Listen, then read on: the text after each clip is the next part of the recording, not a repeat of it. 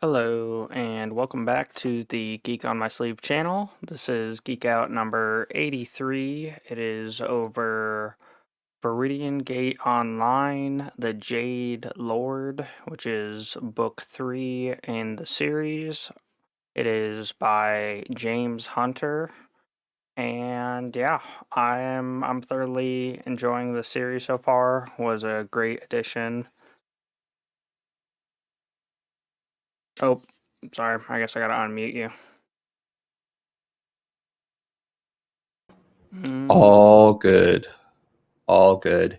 Yeah, it was definitely a lot of fun. This book kind of had it all, right? We got to see a little bit of our quote unquote defend the keep.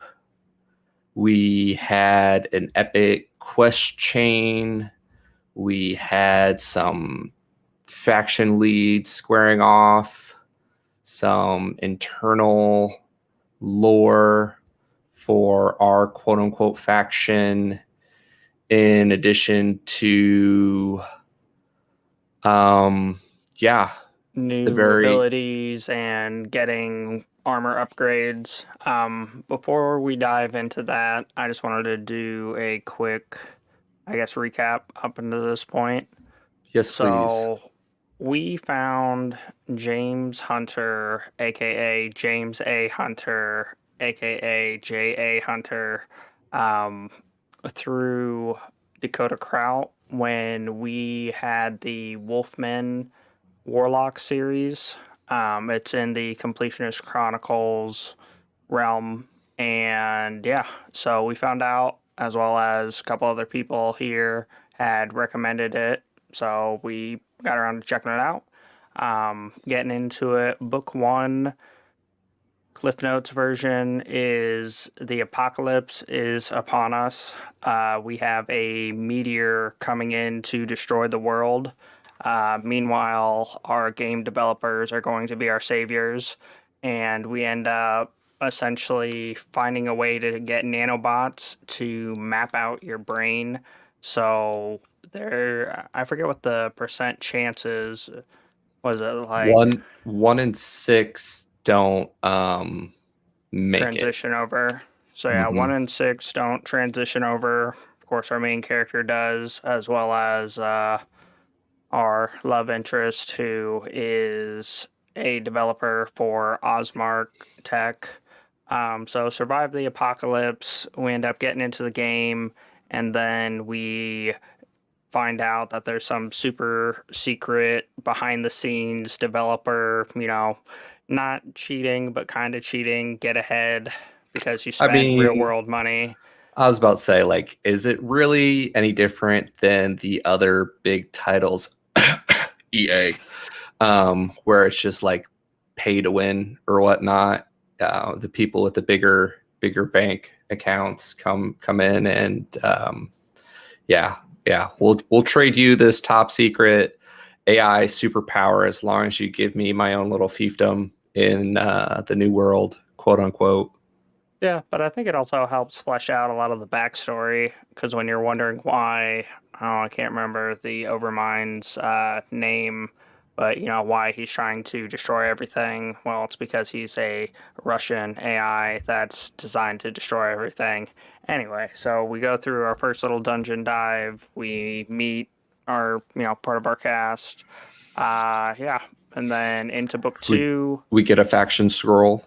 Or well, yeah, I guess yeah. It's We at the we, we get very it the book very one. end Mm-hmm. where we finally figure out what it is because we get it and it doesn't have any description, which sets off a chain of events getting into book two, where it is primarily going through the quest line to unlock Grimjack's class skill set, which is kind of a weird one.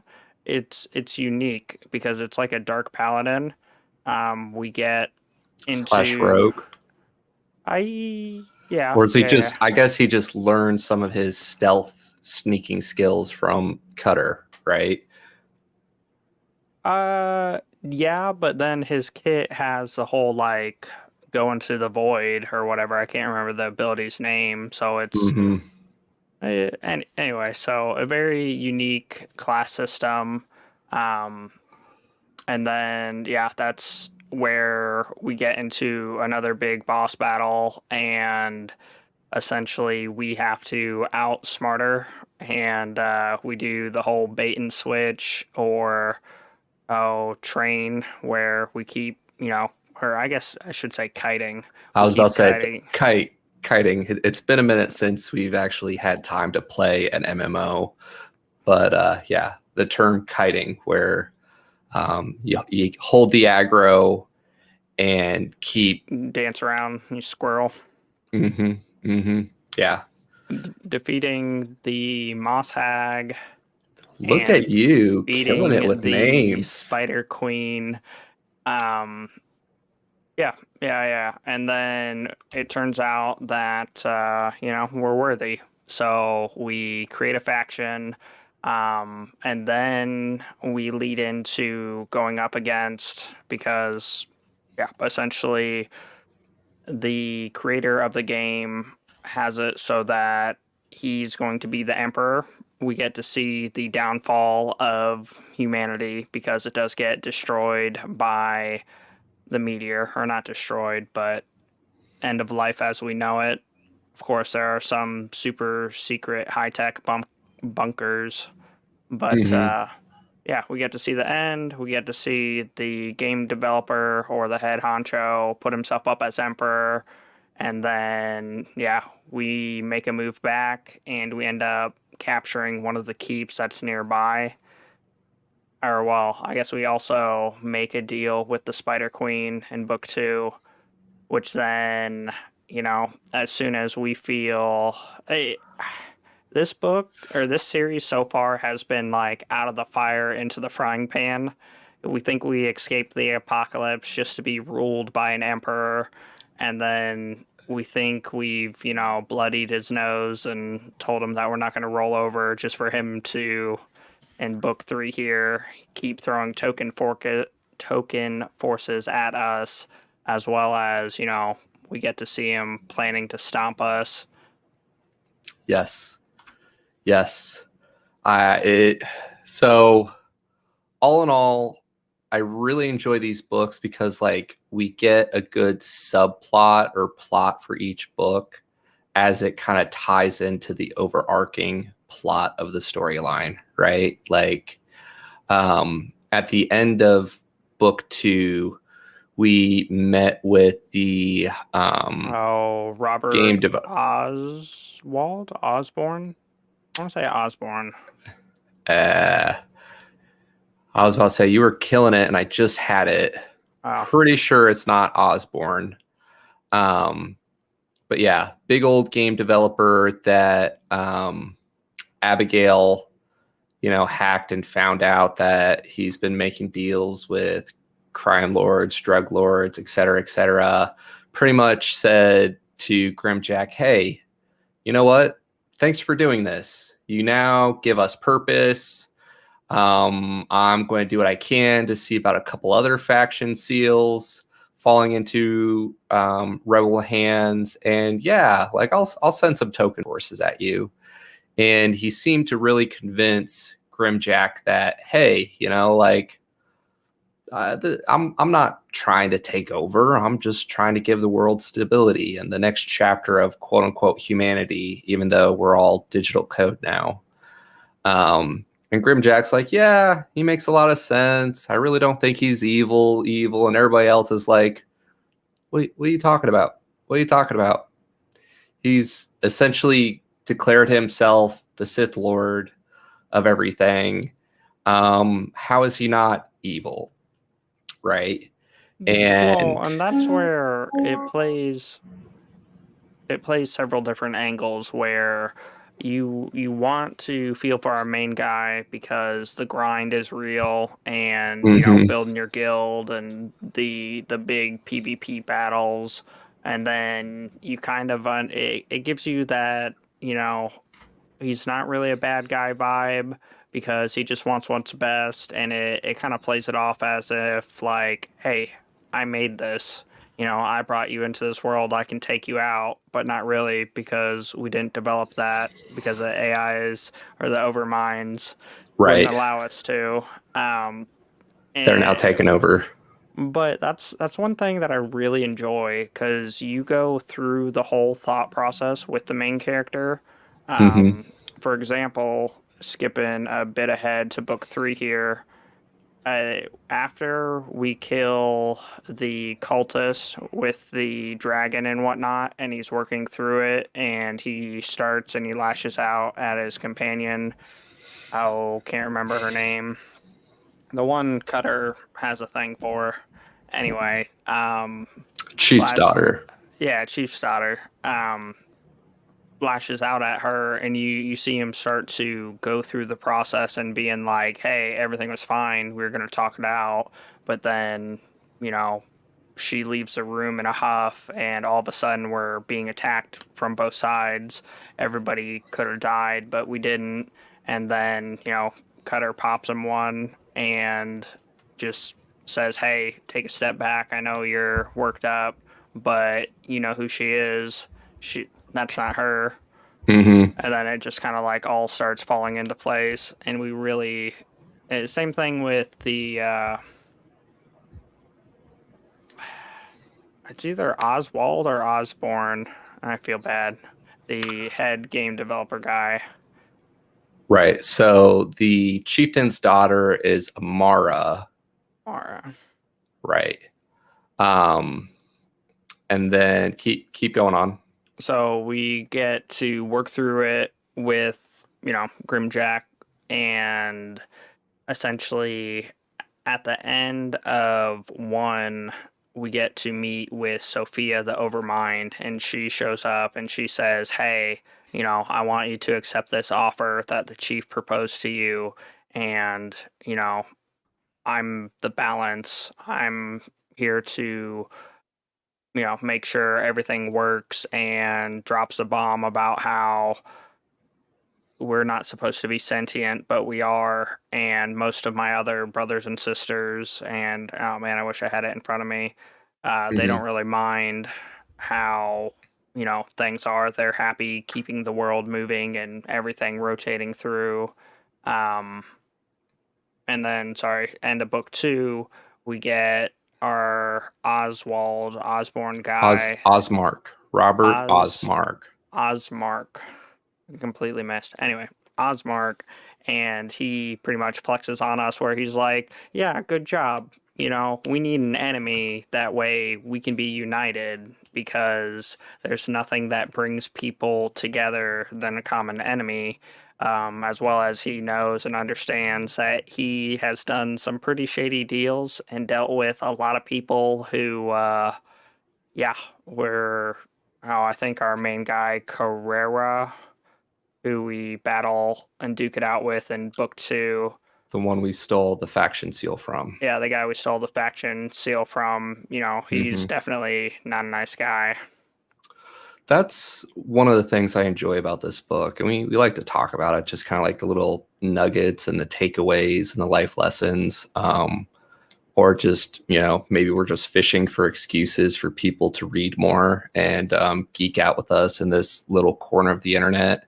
But Robert Osmark really comes through as the end justifies the mean Mm-hmm. type, right? And that's pretty much what we've been battling with the first couple books. And, with the fate of humanity, quote unquote, if we can still be called humans when we're digital code, and maybe we are already digital code, who knows, already living in a virtual world to begin with. But let's say for the sake of argument, humanity, even if we aren't flesh suits, meat bags, he makes some questionable deals to rush this project, and is all about the end justifies the means, the end justifies the means.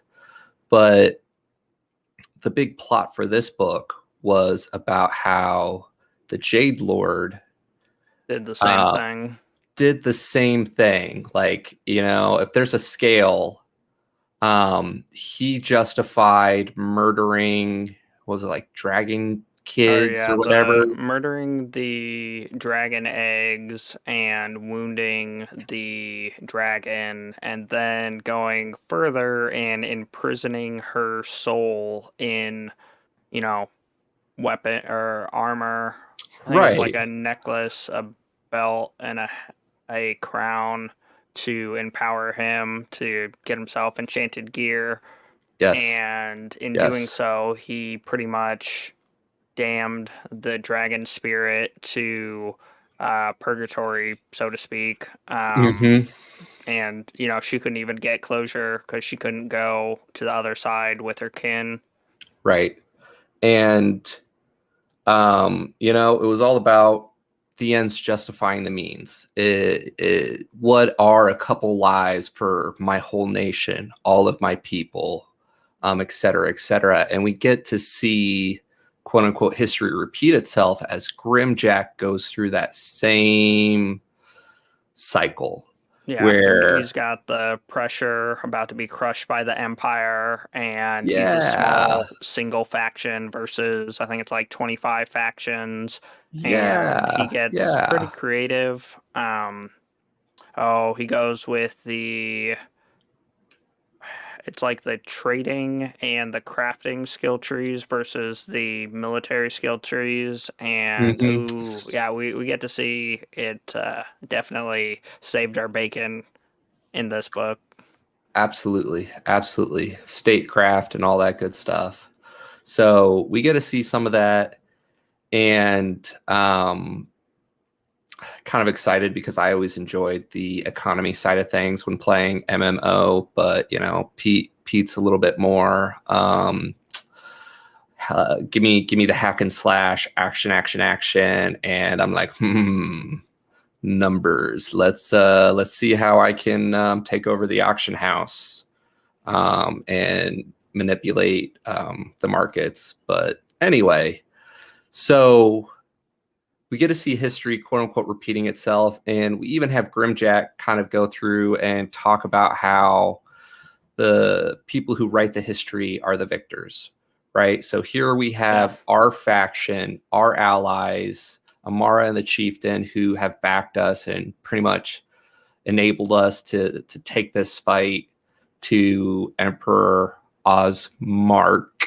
Osmark. Okay.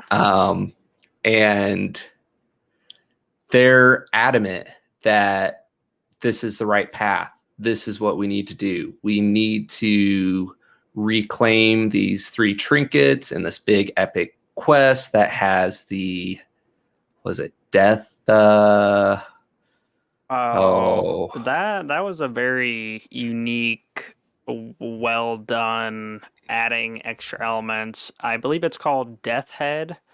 The yeah, premise of it is you have to complete the quest.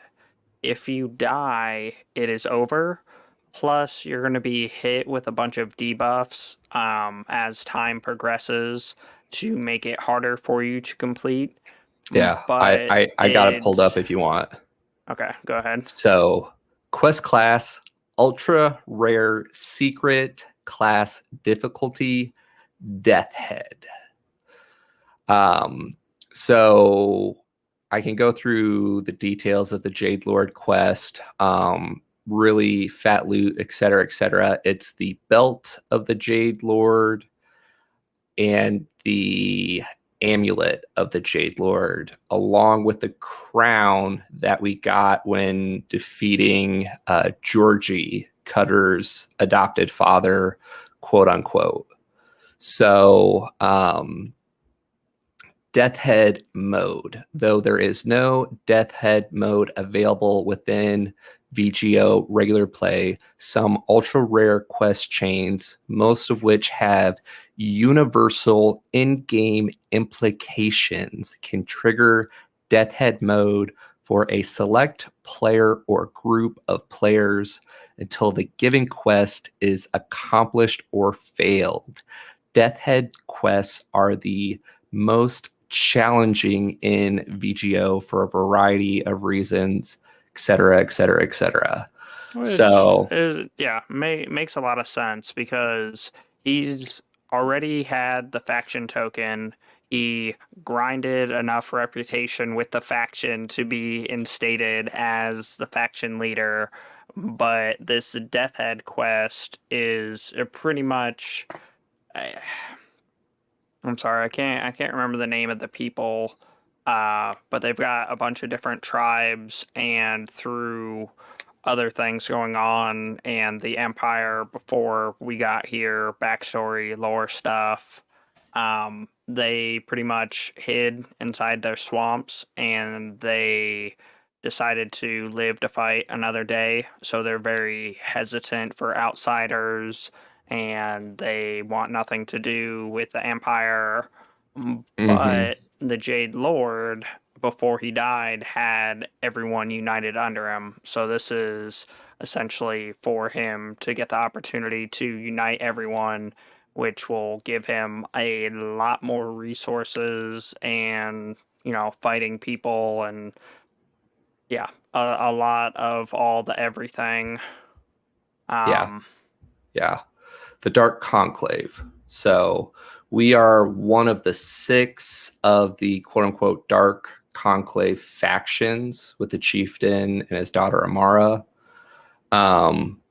But yeah, we have the potential to take our current faction and its faction power times 6.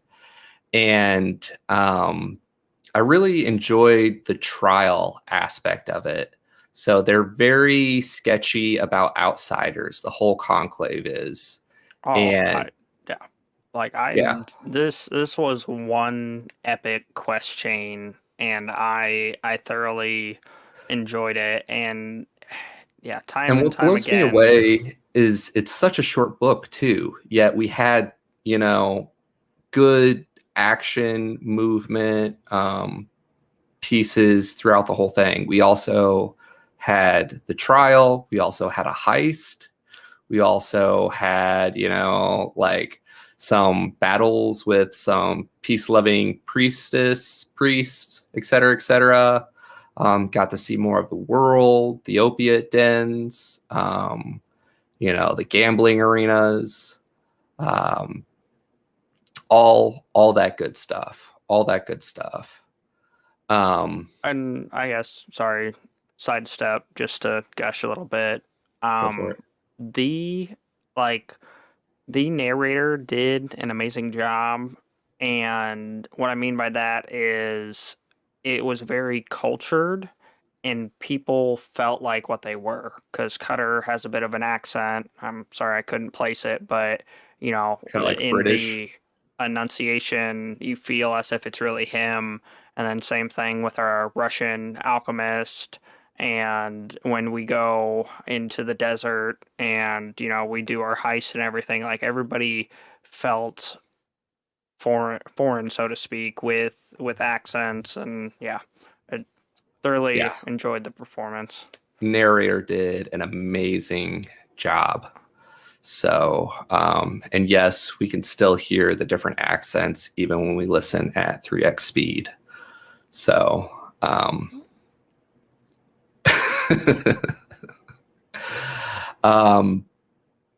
yeah. So I'm somewhat convinced that in a way, this story is slowly becoming a parody of The Wizard of Oz, and Grimjack is actually the Wicked Witch of the West. So I know it's been a Uh, minute since you've seen The Wizard of Oz. So let me fill in some details here. So in this story, Grimjack is this dark and brooding guy. Like whenever we see him, he's wearing like this dark armor, et cetera, et cetera. Wicked Witch of the West is in like all black, so on and so forth. He um, ends up getting some flying monkeys to come out of the shadows now. So now he has his flying monkey band, lives out in the swamplands. And yeah, yeah. We just I could need. say there could have been some inspiration, but I guess I'm not seeing it. uh, I tease, but still, like I got a bit of a chuckle out of that. Like, really, yeah, yeah, dragon and flying monkeys. Here we go. Yep. Yep. Yeah. It was nice. This book, we got to pull some of our key players out of the faction city builder. We got to bring Vlad on our quest, which was interesting. As well We got as got to hang out with Forge. Ja? Forge. I think it's Forge, as in like forging something. Our ex-Marine Texas redneck toughest SOB in Bell County, soon to be the toughest SOB in I almost said Nam, but it's not Nam. But still. Nam. Anyway. Sorry. Names are not my forte. So we got our tank, we got our glass cannon Abby. We have our 2 crowd control DPS guys, Cutter and Amara. And then we got Vlad, our alchemist. I was going to say it adds a layer of complexity, because normally when I think of potions, I think of healing potions, mana potions, stamina potions, but the fact that he's able to recreate spells, and then the irony of that's the only reason he decided to join them, because he has several things that he's working on, and I forget. I think it was supposed to mimic Grimjack's Plague Burst, because it gives him a poison. It's like a big explosion as well as a poison debuff that almost kills him and damages his alchemy lab. But yeah, he definitely saves our bacon more ways than one. The fight with the cultist, when I can't remember what he named his shadow monkey, but the shadow monkey still has a bandolier? No, that's not the word. Anyway, it's a belt that holds potions. And she still has one of the explosive version of it, and so that saves our bacon, where Grimjax is essentially able to shove it in the dragon's mouth. So, if they're fireproof on the outside, they're probably not fireproof on the inside, kind of deal. As well as, like, in that fight, he also, I think, throws like a healing orb for like a healing spell and saves their bacon there. But right. Yeah. What'd you think about his Drake and just kind of like the progression there? He started off very simplistic, but then we have like a slight time hop in between book 2 and 3, and then by book 3 he's like full sentences, fully comprehending what's going on. It was played out very well, because when he first gets the Drake is a much higher level, so much like Pokemon, if you don't have enough badges, they can't respect you. So you got to get enough badges, then you got to flex on them. Darn it, Charizard! Don't take a nap now.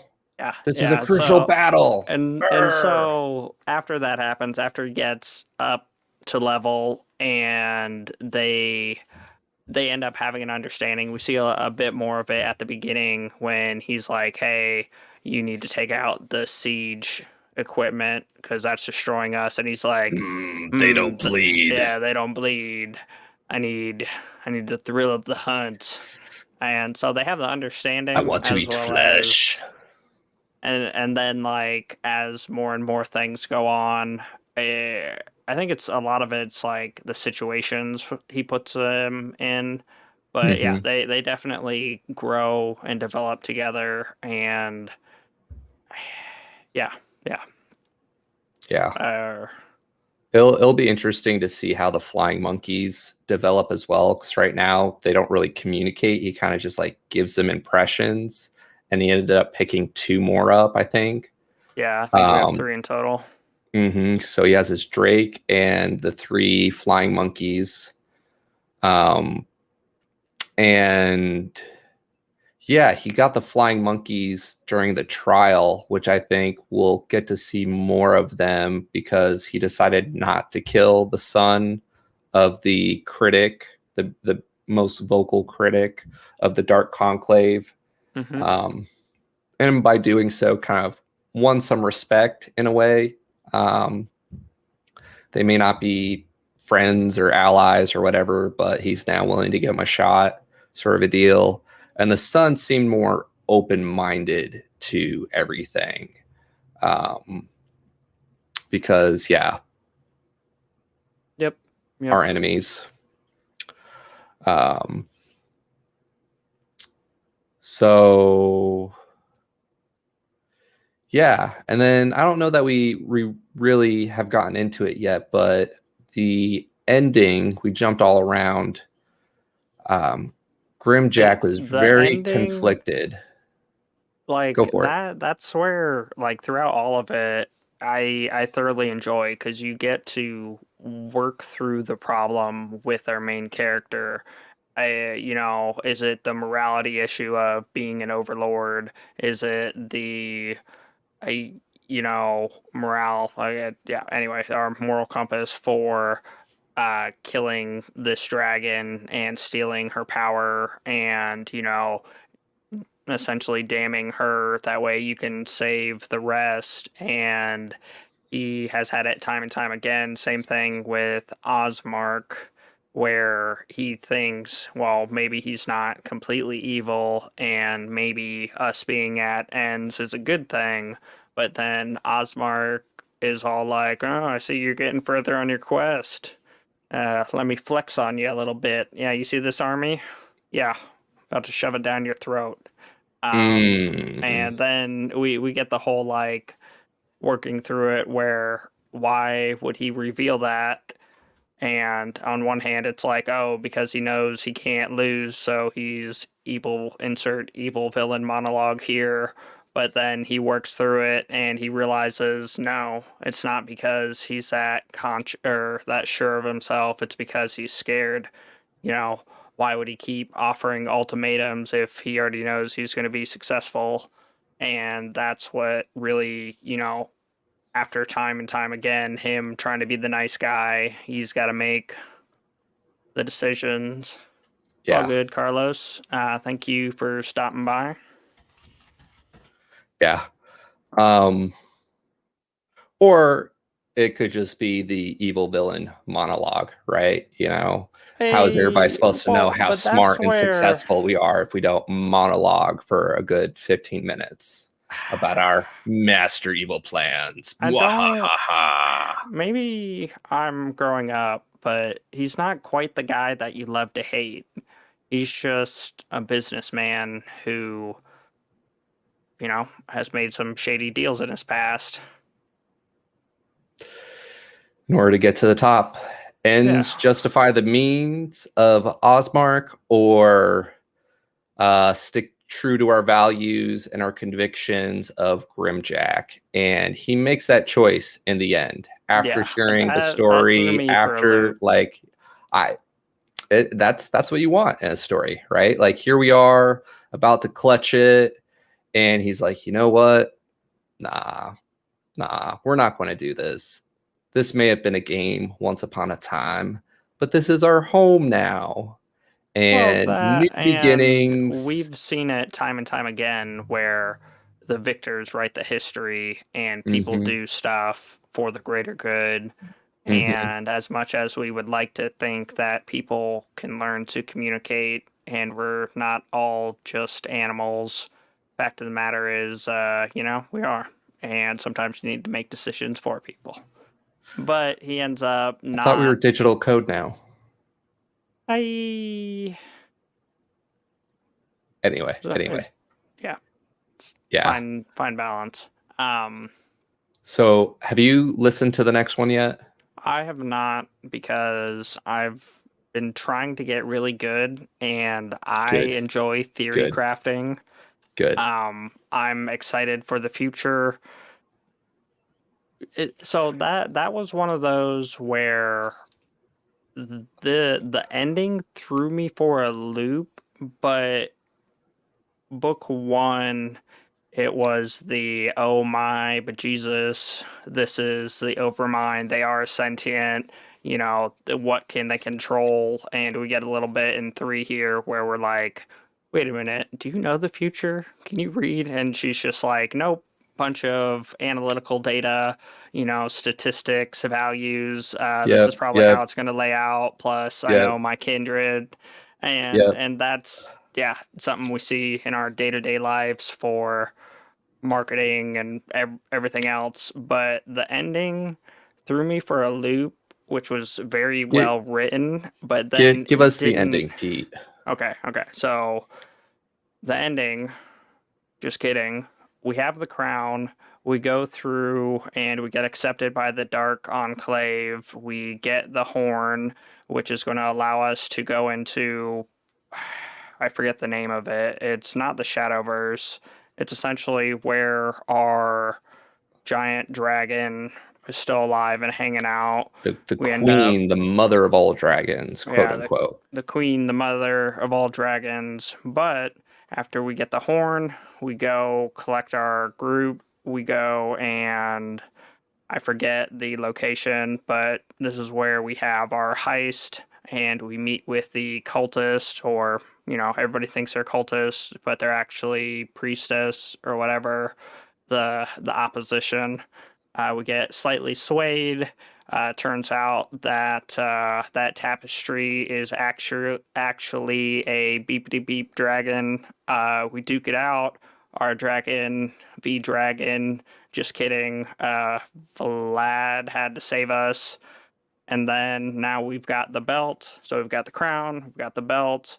We end up going into fighting our mother of all dragons, get our butt summarily, that's the word I'm looking Sure. for, handed to us. Forge gets Um, eaten. yeah, Forge, sacrifices himself. The rest of us get out. Cutter's still alive. And everybody's pretty much like, wow, I don't think we can do this. And we get that emotional, downtrodden feel to Of everything course, you have where, to have the emotional low before we get the emotional high, right? Like, yeah, you cue need some form of inspirational motivation. music, look up to the sky, and we see A diamonds. plan, diamonds, yeah. And man, like, Vlad saved our bacon so much in this book. Anyway, so our alchemist pretty much goes into businessman mode, is teaching other alchemists how to create this rope. Meanwhile, Grimjack is picking up a couple extra monkeys because they Hmm. have a unique trait where it's He's like practically pack his own hunter. party now. Yeah, yeah. He's Yeah, got yeah. a drake and three monkeys, and then him. So they can I start a cover band. so yeah, we go and we get the extra monkeys, and then we get to see the vast difference in our power where it's an aerial battle, which is something sidestep MMOs have not done since I've been playing or haven't been playing mounted combat. Because typically you get hit and you get popped off your mount. Anyway, so we're getting to the good stuff, the ending. We finally, after losing to the Drake, have a new plan, which is essentially to hogtie it.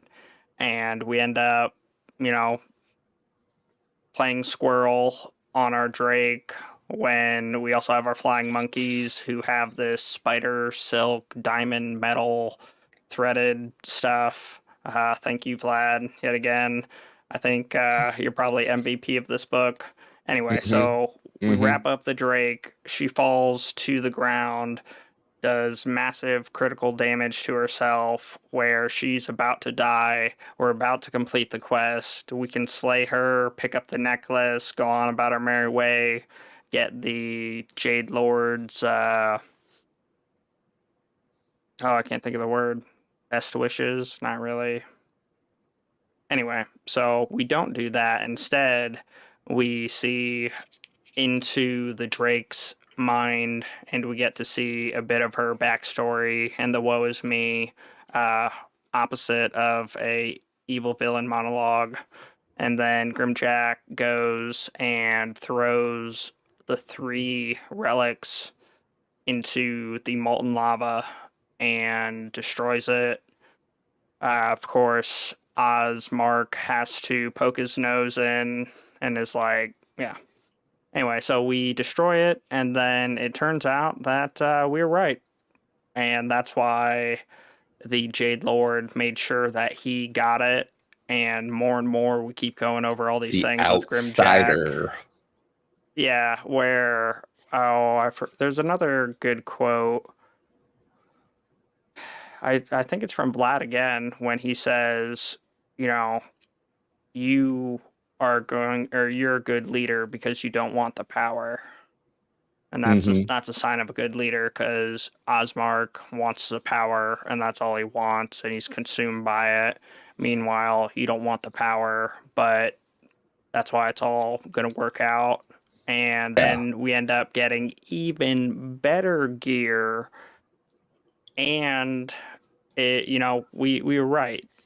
Um, as well as, I guess, the thing that is exciting for the future is we have our horn, which has trying to think what movie.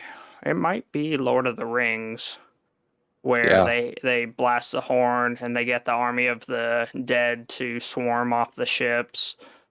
We can only use it once though, and we It's gonna save now our bacon. have the Empire and a 10-day countdown before they show up outside of our little swamp But now. we now also know that we can go to different shadow planes of existence on top of our initial mining area with the horn, and we have the failsafe backup army on top of some pretty epic decked out gear that we're supercharged with.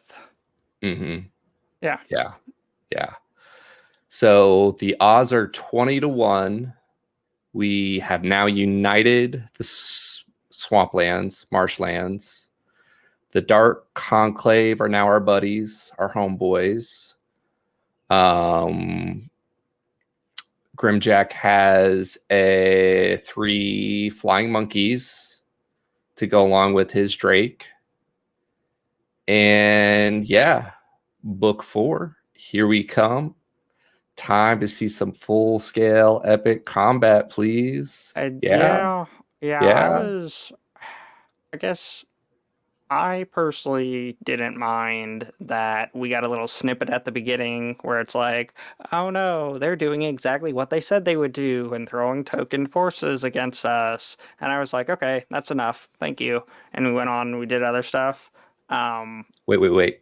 You're saying you wanted less combat there? Hold up. Hold I up. enjoy Who are you? the large scale combat, but I was glad we did more boss battles. You Like we were literally you were had Vlad, the two alchemist? boss battles, and yeah. Are you counting um the reset where the boss battle and then we failed and had to do another boss battle, No, I'm or counting the cultist. Okay, I guess that could have been a mini boss where the tapestry comes alive and just about, yeah. cooks our bacon.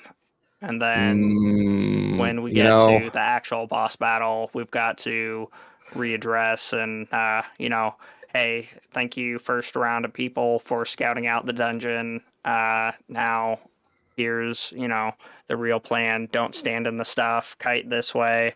I Yeah, yeah. I think I'm going to have bacon for dinner after this stream. We keep talking about bacon, so yeah. It's probably the best thing in the world. Hmm. bacon. I just watched that episode of Adventure Time where he's like making bacon pancakes, making bacon pancakes. I haven't Yeah, seen that, though. I haven't it's watched a good. lot of Adventure Time. Though the intro song is pretty catchy. Yep. Um, yeah.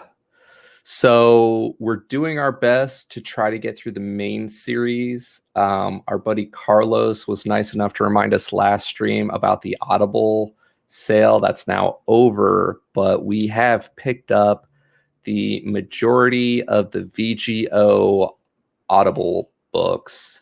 So going to do our best to keep working those in. Really looking forward to see some full scale combat in the next book. Um, yeah. What else about this book did we miss or you want to touch on? I know we bounced around a bit. It is a shorter book, even though like a lot happened. One of the things that I thought was kind of interesting, and I'm curious to see as the timeline progresses, like everybody who spawns in the game gets a companion NPC, including the children, which there was a lot of in the game. So I think it's going to be very interesting to just see just kind of how like people get older and they develop. He even had a bit of some musing himself where he's like, I wonder if the companion NPCs are going to age and get older, so on and so forth. 'Cause I'm trying to think. I can't remember. I don't see why they wouldn't, because the Sure. Overminds pretty much have all these statistical analytical data, and we got to see Sophia here where she's profiling people and can assume what's going to happen. Hmm. What I'm interested to see if it comes to pass is currently we only have two major overminds, and the rest are content in their roles. We've got Sophia and Enyo. Anyway, and we haven't seen the others, and I can't remember them all. I We believe got there a are bit of seven. foreshadowing from some Yeah, of the other ones. because So I like, guess that's the big draw that I completely forgot about, because we took out Georgie and we got a oh coded notebook, and Cutter put out feelers, and we're Grimjack's pretty much like it's useless, and then Sophia's like, oh, a key's only useless if you don't know where the lock is. Hint, hint, nudge, nudge. We pick up the second half of that puzzle, and all of them, we assume, are dungeons. So, names and dungeons, and then that's when Sophia says, oh, that's why I didn't know anything about it. I've been busy in my own conflict. That is my other sibling. Insert name that I have forgotten. Sorry, James Hunter. Um, Overmind. you've been doing pretty good this stream. Like, props, dude. Maybe that's because you've enjoyed the series so much and have actually had the opportunity to listen to it a dozen plus times. Yeah. Um, yeah, it's setting us up for some more epic, large scale, overarching plots, battle, conflicts. I wouldn't be surprised if in the later books we get some like Overmind / deity champion versus champion as things scale up and get pretty intense. Yeah, that's kind of what we So got going on. kind of, sorta. Um, so yeah. Any other pieces, or are we ready to talk shop about what we're doing this Thursday? Um, yeah, that's pretty much the rundown. Thoroughly enjoy the series. Sidestep real quick. James Hunter. I haven't seen a whole lot of his stuff, but I said it before. I'm excited in the fact that he is collaborating with other people, and essentially every one of our main party gets their own storyline where you are Mm-hmm. your own main character. I've Thank you. listened to a little bit of the Firebrand series, I think like the first two, and there That's is, Abigail, right?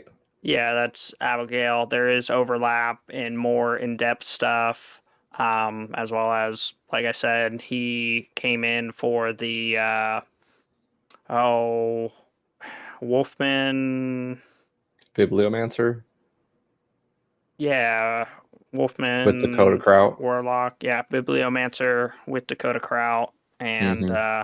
yeah, he does a lot of collaboration, so interesting stuff.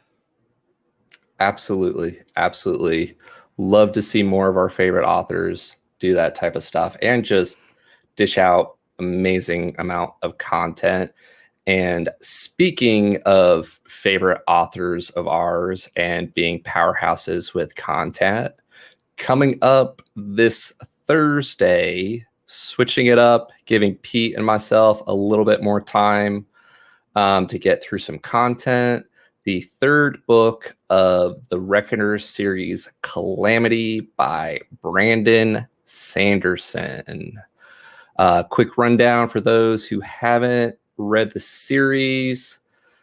Think um, asteroid or satellite up in the sky named AKA Calamity. And then all of a sudden, some of your neighbors start developing superpowers. But instead of being a world full of superheroes, they're all super villains who develop their own god complex and apathy for their fellow man, even though they're not men anymore. They're now known as epics. This is book 3.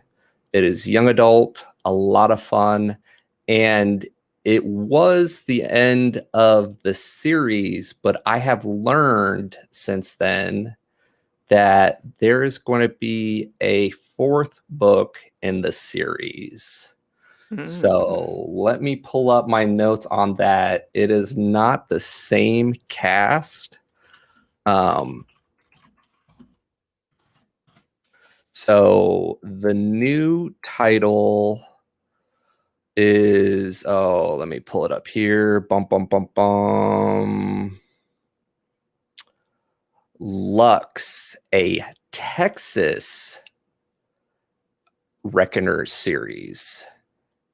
Mm. It is available for pre-order, coming out July 22nd of 21. A new team of Reckoners must infiltrate the flying city of Lux to take down the epic life force. This is an audio exclusive novel from Brandon Sanderson. So we're all right there, Pete. Um, so yeah, when the great red star Calamity appeared in the sky, some believed the end had come. They were right. Yeah, Calamity created epics, humans with incredible powers they didn't deserve. They could have saved mankind. They could have lifted us into harmony and prosperity. Instead, they burned. They slaughtered, they conquered, and then they ruled. Jax has learned all of this the hard way. Orphaned at an early age, he spent most of his childhood training to be a reckoner, determined to find the epic's weakness, unlock their secrets, and protect those of us who are still left. But now, the mysterious high epic life force has arrived with his flying city Lux to plunder what's left of Texas. So Jax and his ragtag team, those few who remain of the once mighty Texas Reckoners, must take their battle to this floating fortress of riches and defeat the invincible to avenge what has been lost and rise anew. Bum, bum, bum, bum, Since bum, you're looking at bum. it now, uh, Carlos said It's by a different author that Sanderson worked with. Yeah, good looking out, So, Carlos. Brandon so Sanderson and Stephen Michael Bowles.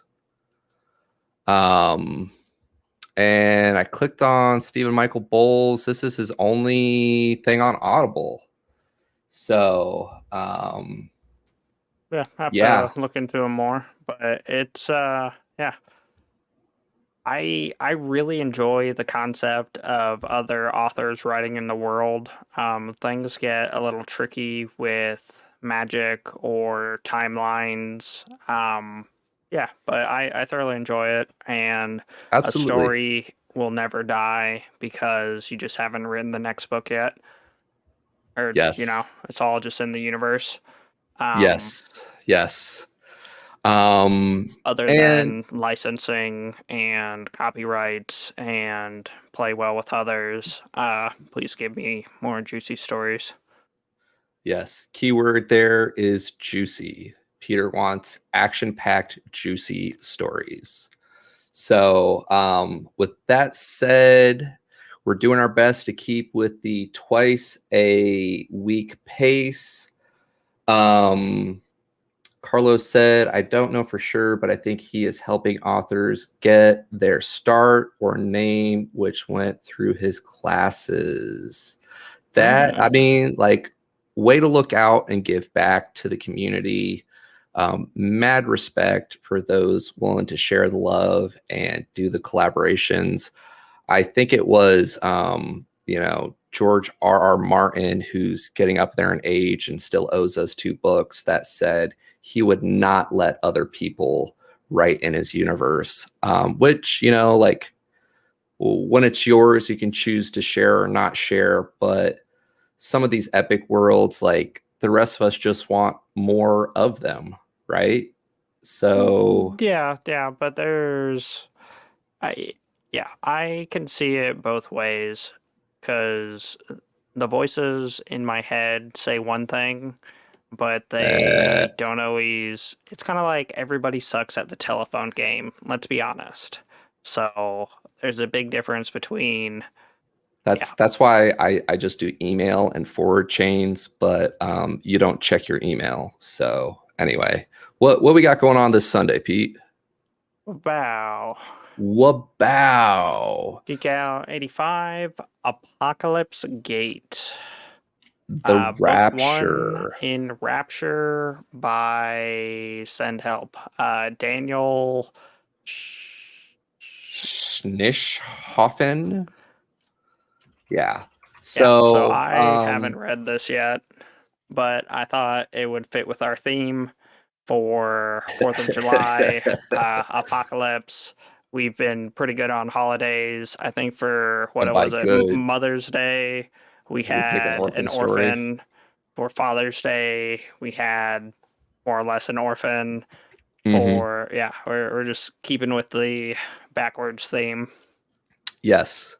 So I found this book, had some fun with it, and I saw some similarities to kind of not too much spoilers. It's right here in the summary, so we're not doing too much, but it has some similarities to like Bobiverse concepts where Bob basically gets like his head frozen and everything, and then later on he finds out that Frozen Brains didn't have rights and got auctioned off, et cetera, et cetera.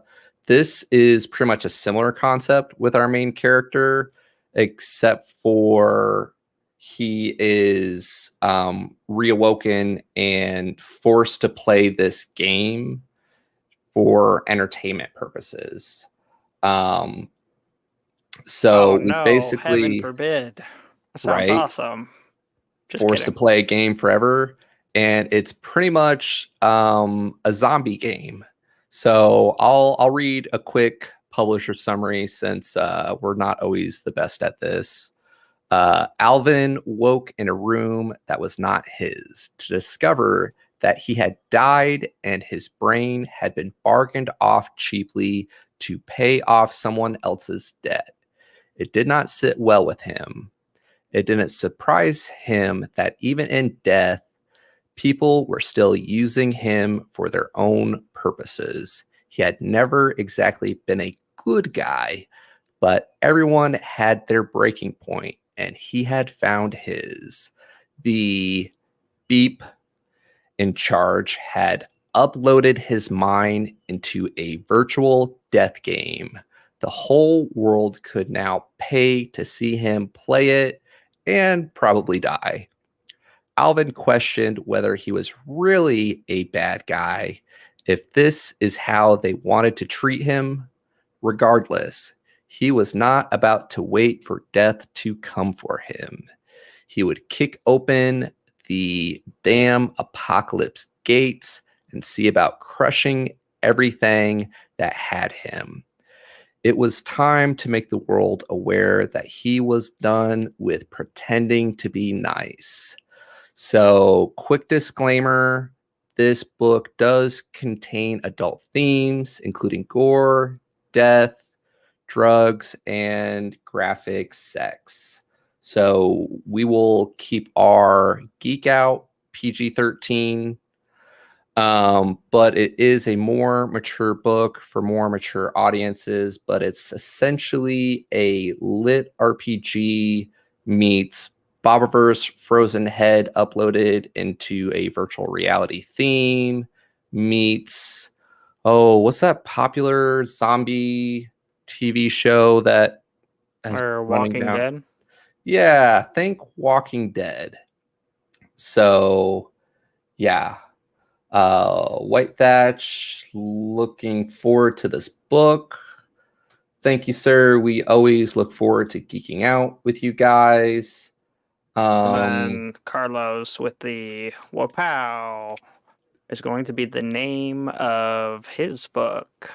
I like that. thoroughly enjoy the name. I am very you can't onomatopoeias just stick better, you know, because Yeah. it's already got character.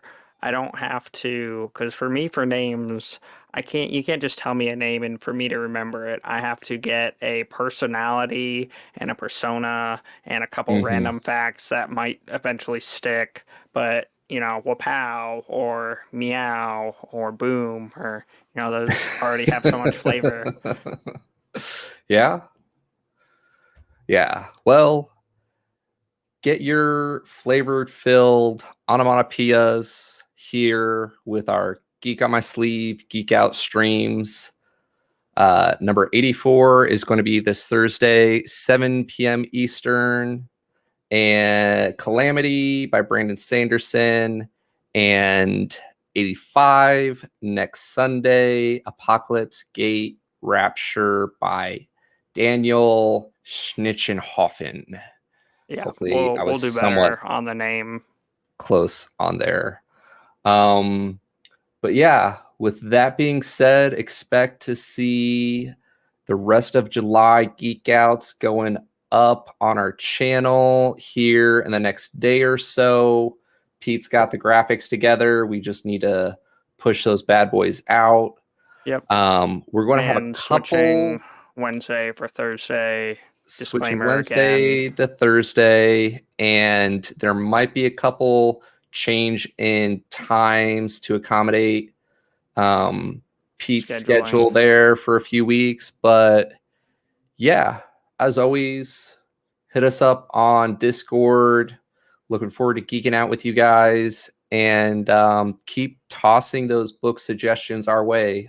July, we're working in a handful of fan / virtual book friends suggestions. There are still a few for us books in there, but yeah, really enjoying where this project has been going. Really appreciate all your guys' support. We are one step away from being monetized through YouTube, and we really appreciate all your support there. We actually, a lot of our book friends have the opposite problem where they hit their subscription number prior to getting the total watch time. But since we have so many supportive friends, family, strangers who like to come out and hang out with us during our geek outs, we're actually hit the total watch time count. We just need to get the other 85% of our watchers who are not subscribed to subscribe. And then we can start channeling some of those resources to continue to support our audio book habit. I think And what Carl's trying to say here is, I love you guys. Thank thank you. you. And if I could make this my career, be living the dream. We might be able to do like 3 or 4 geek outs a week. Just saying. Yeah. Alrighty. Get current with all those series. Yeah. Anyway, go ahead. I'll let you close it out, Pete. Thank you again. See you guys Thursday. Hope to geek out with you here soon. Bye. Bye.